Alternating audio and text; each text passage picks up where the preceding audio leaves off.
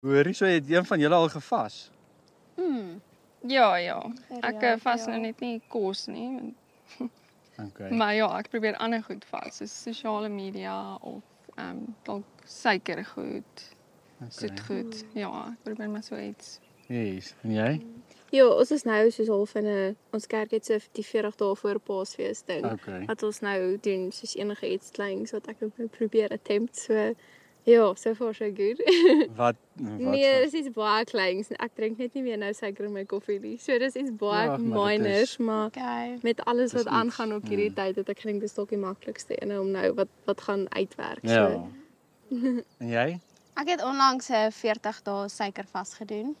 Jo. Maar wat ek alle suiker uitgesny het en alle behalwe natuurlike produkte. Yes.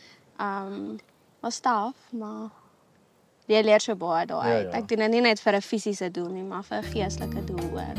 Okay. Dit is moeilik in vandag se tyd om mense te ontmoet wat selfde dink as jy.